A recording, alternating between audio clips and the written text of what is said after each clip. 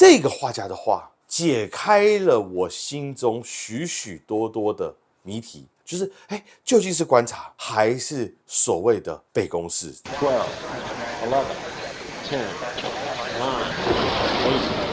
9, 8, 7, 6, 5。Hey yo, welcome to Penver 这关于绘画以及画家频道，我是画家杨力。今天开始之前呢，我要先各位介绍一下，我终于换了一个背景板。那这次背景板呢，其实就是把我那个账目资产翻过来，然后放上了我们节目知识策划常常合作的伙伴 Painting Man 的作品。大家看了会觉得很迷啊 ，Painting Man 到底画什么？简单的跟你说了 ，Painting Man 的画就是2个字。可爱，他自己本人，我们在法国的时候常说好吃不过饺子，下一句话常说可爱不过老子。所以呢，要怎么理解 Painting Man 的话？可爱里面又有一点点小小的这种反派角色的一种气质，这种既反派又有点可爱，就是 Painting Man 画里面的一个特色。OK， 介绍完我的背景板之后呢，我今天要来跟大家讨论一个千古的谜题。我们今天要来谈论画写实。注意画写实就是画得像的，要画得逼真的这种画，究竟用什么方法可以到达？而这个方法分为2种，一种就是观察，一种就是所谓的我们讲的背公式。嘉信，你自己觉得，如果是你的话，你更愿意相信哪一种方法？观察吧，观察嘛，对不对？没错，其实观察这个东西本身是很有政治正确的。我从以前在画室学画的时候，老师总是会做着一个很悖论的事情，就是他会一边在那边示范，然后一边跟同学说：“同学们，画画的时候要观察，要观察，要观察。OK， 不管是体积啊、形状啊、质感啊，上面这种拟真度啊 ，OK， 你都要去观察这个东西。各位知道吗？其实刚进画室的时候，他就是叫我们画水彩，所以短短的示范时间内，老师是没有办法把水彩画到根本就逼真的跟对象物是一样的状态。如果时间拉长是可以啦，但那个时候因为时间的关系，他没办法。那个时候就会有一个很大的矛盾点，就是那我到底是该观察还是该学它的那张示范？其实这2种方法我自己都试过。很直接的问题是，我也在一个有时间限制的情况底下，当我画完之后，我就发现到最后还不如临摹老师的效果是最好的。我那个时候我其实就一直在思考，那到底我是在背公式，就所谓老师的示范，还是我是在观察？而且每次观察通常下场都不太好。我当时就有这样一个深深的问题，这个疑问就埋在心里埋了很久，直到我10月份的时候去法国跟 Painting Man 去逛展览。好了，那一天呢，我们是去巴塞尔的那个大皇宫对面的小皇宫里面看展览，然后看了一个画家的展览。这个画家的画解开了我心中许许多多的谜题，就是究竟是观察还是所谓的背公式？这个画家中文名叫格勒兹。其实我之前很早的时候，我在法国我就认识了这个画家，只是我一直没有觉得他是个 A 咖，就是他历史画这个层次其实并不算是一个非常 top 的存在。相信如果我讲起法兰西历史画，你现在脑袋里马上会想到谁？大卫吧，大卫嘛，对不对？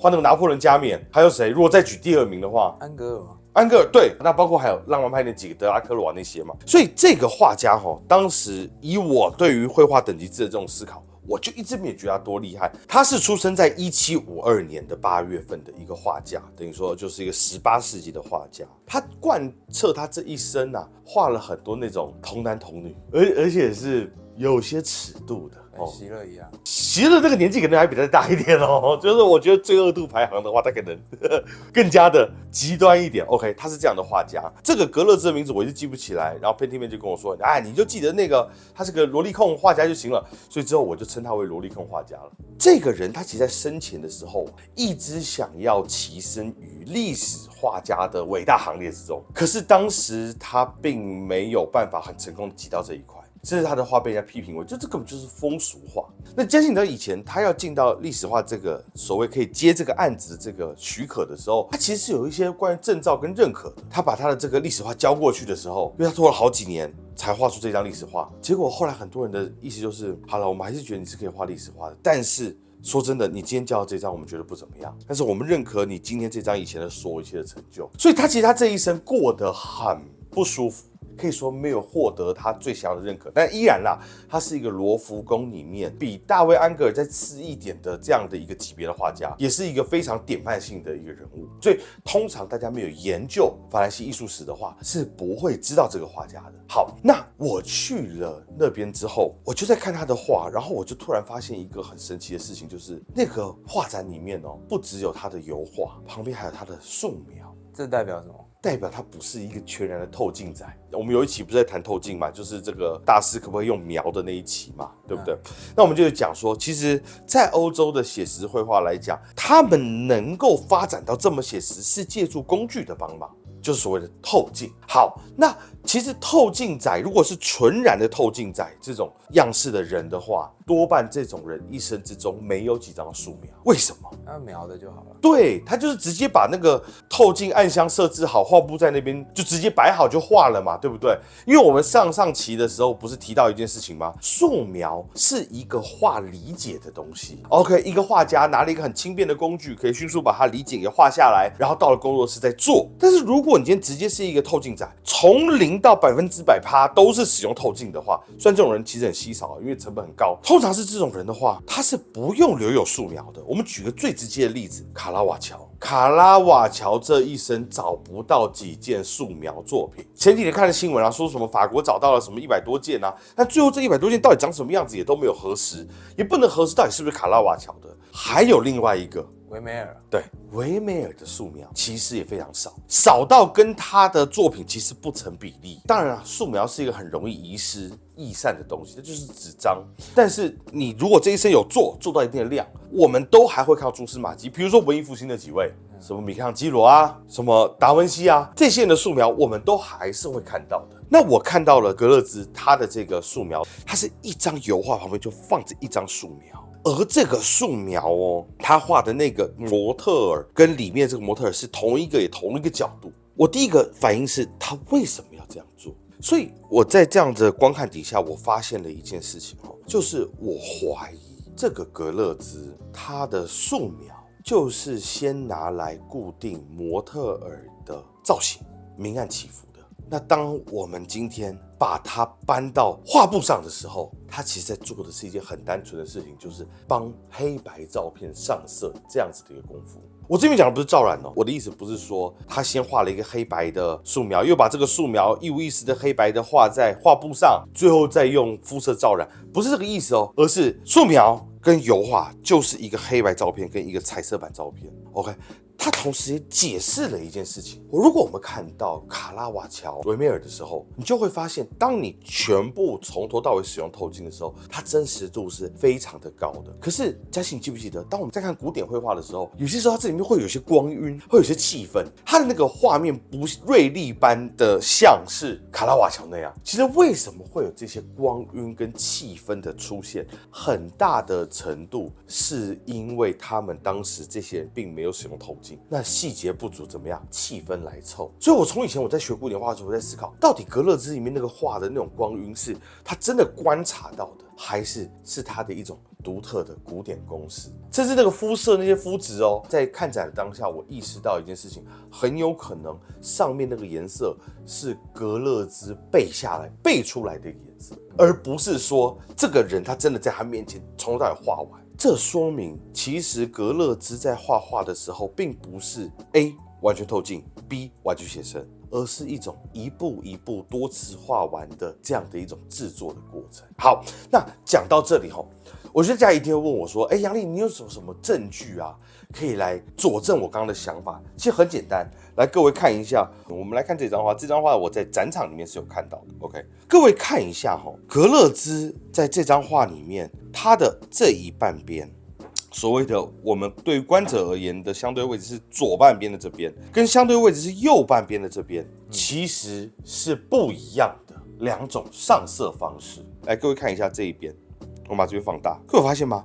这一边它在这一个蓝色的底下有一个先于蓝色存在的一些这种笔触啊，这样刷哦，这样刷，这样刷。各各位有发现吗？然后它这个颜色是很薄的，所以它这个前面所做的用一种增厚剂啊，还是白色的颜料先做这种肌理，它出现了一种沉淀的这种效果。什么是沉淀嘞？各位看哈，其实这边借由笔触刷出来的痕迹，它会产生凹凸，而当你今天在上面覆盖一个薄颜料的时候，这个凹凸它的凹的地方会被颜料给沉积，所以各位看一下，这边其实看一下有点斑驳的效果。那还用这种方法其实来临摹布的效果。各位看哈，在格勒兹这个小孩的皮肤上的这里，有没有各位发现没有？在这个肤质底下有一个跟这个肤质本身涂色法的笔触啊方向都不太一样的这个肌理事先存在。脖梗这边也有，然后衣服这边也有，这里也有。OK， 好，我要讲的是什么呢？等于说他在画画的时候，他已经在这个底下都先布好了一个肌理。那你看到各位，我们看到他暗面的时候，像这里，这是他整个作品暗面的部分，这就是一个很纯然的直接画法了，有没有？各位顺着我这个笔触来，它这个亮面就直接是要笔这样画，这个亮面就直接笔这样画，他先刷一个暗色哦，这个暗色刷完之后，再把这个笔这样子刷上去。我们看到这个衣领的这个所谓的亮面的这里，它就是一撇这样带过来，所以在这一撇里面，这个光跟就是这个笔触啊，跟它的这个所谓的亮暗结构都是同时画出来的，包括这里也是一个很标准的直接画法。我想说明的是什么？如果今天格勒兹他那张画真的是一个模特坐在他前面，那第一个那个模特可能要做得非常久，因为他首先得打底嘛，有没有？我们刚刚讲的亮面的左半边，他先得打底，然后打完底之后，他等这个底干，等完这个底干之后，他才开始在上面上色。但是嘉信，你想想看，如果今天是一个纯然的，我们讲这个观察派的话，我们讲观察派有分两种，一种是透镜仔，一种写生仔。你会说透镜仔是借由仪器，写生仔是直接裸眼，但是他们的绘画方法本质上是一样的。眼前有什么，我就是给他描到像，描到死嘛。好，那你当然可以说透镜仔因为时间也长，所以他也可以做这种类似的肌理，有这个可能。但是本质上来讲，他光描摹的像本身就已经够给你足够的真实感。比如我们今天在讲印象派的画的话，就不会出现格勒兹这种效果。来，各位，我们现在来看一下马奈的绘画当中，他有没有这个问题？这一张最明显。来，各位看一下，他这边的笔触，这样子，这样子，这样子，他没有出现任何笔触下面还先埋有所谓肌理这个问题。各位看看这张脸，这个肤色铺完 ，OK， 肤色铺完，头发戴一戴。好，然后这个颜色弄上去，嘴巴画上去，它没有任何一笔是笔跟颜色的接壤是接不上，这就是纯观察的时候，其实你更直觉会有的那个东西，对吧？以马奈的话是非常明显的，各位看这个笔，这个颜色是一体的，但是格勒兹就不一样。那我们今天换另外一个也是观察派的，只是手法上是透镜仔的卡拉瓦乔。OK， 我们就看卡拉瓦乔这张赌图好了。然后各位，我们近看一下。这个东西你就会发现没有啊，完全没有这种多余的笔触，没有这种多余的肌理，一切是在一种非常平稳的方式把这些颜色接得天衣无缝，甚至啦，它可以细到什么？就是你看哦，它连画这种桌布上的这种条纹都没有任何败笔跟不肯定，仿佛这个东西是本来就长在上面的，有没有？你看，纯观察派。一个更精准的，另外是靠裸眼去追逐的，其实都是这样的东西。所以我们讲到这里啊，我们大概就可以知道，其实格勒兹的画，某种程度上应该是一个靠背公式背下来的东西。还有没有更多例子？其实有，这个更多例子我们也可以在这个图里面观察。就拿刚刚卡拉瓦乔的那一张赌图这张作弊的赌图来讲你会发现卡拉瓦乔这个作弊的赌图里面他的这个手，对不对？他这个手画的是非常生动，而且可以说就是说你仿佛一个人他长得清秀，他的手仿佛跟这个人一样是别具个性的。他这个手老的、年轻的、男人的、女人的都有差别。可是我们这时候再看萝莉控画家格勒兹，各位看一下在格勒兹的手里面呢，你看这张手，嘉欣看这张手，再看这个脸 ，OK， 好，这个人你先记得给你看另外一个人，这个明显是个小孩了吧，对不对？脸是小孩嘛，可是你看他的手，跟刚刚那个人的手哦，蛮像的，是一样的，对，是一样的，你懂我这意思吗？我们再看另外一个，她不是小孩就是小女孩就是女孩啦 ，OK， 也是一样的。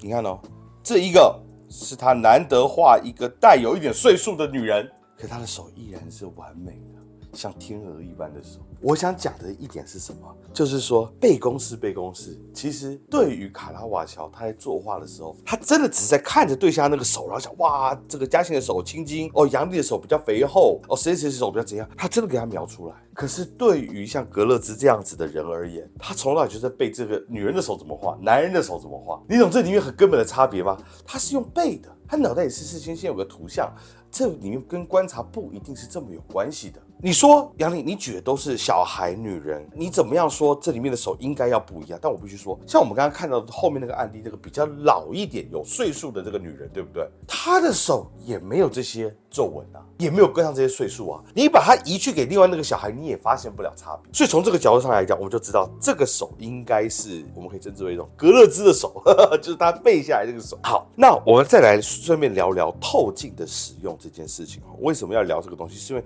要给大家一个比较全面的观念，把大家拉到一个当时画家用透镜的真实场景长什么样子来讨论这件事情。其实啊，各位，我们前面节目讲的就是说，很多古代画家用透镜，然后这个透镜的效果影响了后面欧洲的这种写实油画的这种发展。但是是不是所有人都用透镜？是不是所有画写实的都用透镜？其实不是。那为什么不是？嘉欣，你觉得为什么不是所有人都用透镜？因为很贵嘛。对，成本很高。什么意思？就是你基本上，因为他们当时没有把光固化在平面上的能力嘛，所以必然是说，我需要这个模特儿多久，我就需要付他模特儿的钱，付到画完为止。那你可以知道，其实人力这件事情啊，不管这些模特儿是不是出身很低贱啊，但是你一天一天的拼，要完成一张写实画，你是不是就得拼很久？这个钱叠起来也是个成本，所以这是第一个问题。而且模特本身也会变化嘛，他发型上的变化啊，胖瘦上的变化啊，所以其实用透镜反倒是吃力不讨好的一件事情哦。但它可以确保一件事，就是它的效果是非常真实的。还有一件事情是什么？就是像嘉欣，你看过那个 Tim 的维梅尔那个电影，对不对？它里面他画的那张画总共画了1年多，这就是透镜真正会产生的成本在这里。它制作上成本是很高的。然后还有另外一个问题是什么呢？就是尺幅，就透镜啊，当时的能力还没有办法一次捕捉很多的人物在这个里面，而透镜其实它所投影的这个范围越大，它失真什么的问题是越多的，所以当时透镜要对付大尺寸的绘画，其实是有点棘手的。这也是为什么历史画为什么是欧洲绘画的最高殿堂，在那个时候绘画等级制里面，因为它的尺幅的关系，它是最难用透镜完成的。尤其历史画里面有很多这种动作，有没有？头毛啊，这种东西你要怎么样让人家一直站着，然后把这个动作摆到你画完为止？就是这个人可能来的时候很胖然后可能摆完之后他已经变成一个肌肉男了，你知道吗？他可能右手就越摆越壮。OK， 所以透镜先天有很多很多的限制。而且再者说，其实透镜当时在行业内还算是个秘密，就是不是所有人都会知道它的存在，裸眼玩家还是非常多的。在这样的情况底下，透镜的使用有的时候它可能是前期的草稿，比如说安格尔的画，可能后面上色那些，还有他改草稿的时候是靠格勒兹这种公式啊，他自己去创造啊。但是安格尔在草稿阶段，他也可能使用透镜，而且先使用草稿的时候使用透镜，素描的时候使用透镜，到油画的时候再按照自己的涂色法的能力去上色，本身来讲也非常合乎成本。那我们必须要承认一点就我们对于透镜的怀疑，就我们怀疑很多西方画家都用透镜、暗箱透镜这个问题呢，其实本质上来讲，我们都无法是完全很直接抓到现行犯，我们多半都凭着他的遗物、他画面当中变形的特征这种蛛丝马迹去判定这些事情。那我这边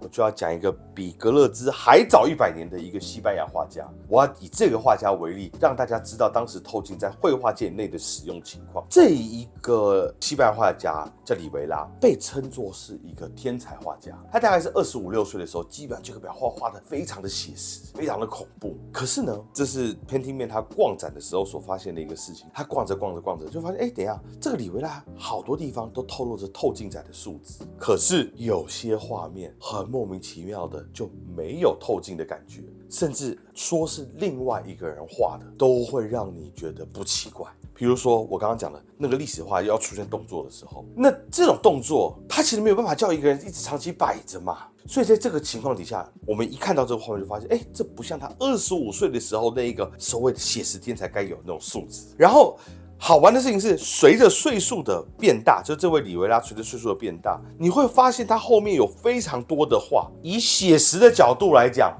以拟真的角度来讲，是一种退步。可是过不久哦，他比如又画一张成年人的这种肖像画的时候，他又进步了。然后他画的小孩子，画天使又退步了。为什么会有这种现象？因为很简单啊，小孩子你要怎么样沟通让他不动呢？刚刚那个挥剑的历史画的那个素描，你要怎么样让它固定着不动呢？所以通常遇到这种情况的时候，他要么是比如脸用透镜，然后身体自己掰，或者是说他干脆全部都自己掰，要不然他的整个画面的语言是会都不拢的嘛，会像两个人画的嘛。所以在里维拉的绘画当中，你大量发现这种事情。年少的时候很厉害，突然退步，又突然之间很厉害。又突然退步，某些题材就退步的很厉害，有些题材就写实的很厉害，都不太像是同一个人画的。OK， 好，然后更夸张的是什么？这位里维拉好巧不巧，他有素描，你就发现那个素描跟他的借由透镜所画出来的油画效果根本是两种效果。所以其实从这个角度我们就会知道，透镜它真正的使用起来限制很多，而且制作的需要非常苛刻的环境，反倒有时候会为你自己的制作带来很多麻烦。那这里面只要涉及画动物、画小孩、画运动中的人体，透镜在那个年代就失效了。所以可以说这是当时更真实的透镜使用起来的情况。为什么我们一直以来都会认为透镜仔是作弊仔？嘉欣觉得为什么？因为大家有练童子功，然后没有用，不是他们发现有很多人轻易击败童子功。可是童子功本质上是在练什么？其实就是在练一种公式。我一个画家，我会背盔甲的质感，我会背如何画出空间的方式，我会背如何再现肤质。OK， 虽然我还是要观察，我的经验也从观察而来，但是这些藉由观察而来总结出来的这一个核心的公式，是一个画家写实画家的主要能力嘛。当我们今天看到有一个人使用透镜的时候，他完全是忽视这些公式上的培训。你去想，一个人要从不会到最后藉由观察，最后总结公式，这一段路程有多长？那你在叫一个人他直接凭空拿一个透镜开始描的时候，你就知道这里面的真的差别在哪里。到底是背公式还是观察？其实在近年来我们可以知道一件事情，藉由观察总结公式 ，OK， 最后变成你的这个自己的画家的内在修养这件事情，的确是一个更有基础功的事情。但是这些事情都在一种东西出现之后全部失效。摄影，对，你看加上我们刚刚讲的，什么透镜没有办法使用这种不能拍下运动中的人体，透镜无法去固定下小孩子的面容，透镜无法画动物，除非是标本。在这个情况底下，摄影术出现的今天，基本上全部都一样。那以前的画家，不管你是公式仔还是透镜仔，你都想把一张画画得很像。但今天有一个东西更无情，就是摄影术它出现。而摄影术的出现，某种程度上暗示着，你就算这个东西是自己推的，用公式推出来的，最后你的成果不是还是要长这个样子吗？所以其实我们可以做一个很直接的连接，就是说，在这个时代，当你今天掌握这些基本功的时候，其实更多的不是你如何去追寻照片，追寻如何是我默背出一个很真实的图像，而是你还可以拿这些基本功去创作出什么东西来，这才这些公式背后真正起到的意义。讲到这里，他更直接在讲一件事情，就是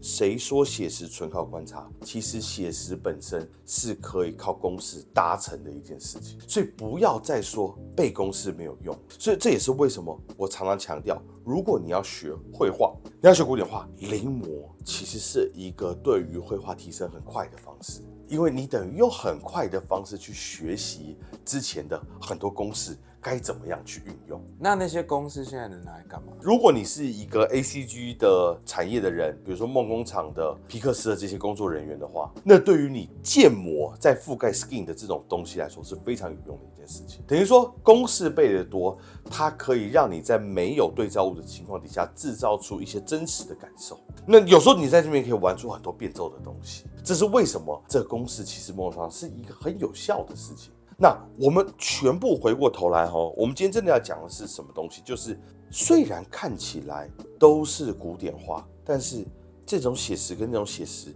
它背后是来自完全不同的观念的。你看我这样讲完，嘉欣你不难发现，看起来都很像啊。你会说卡拉瓦乔画的很像，你会说这个格勒兹画的很像，但是当你再去细看的时候，你才会发现这两者是完全不一样的事情。我讲这一期的原因，就是为了让观众，当你们之后看到一些写实的画作的时候，你可以拿你的眼睛去观察，这里面究竟是用我刚刚讲的这两种所谓的公式，还是观察所搭建出来的绘画，而且那个答案会让你非常的惊讶。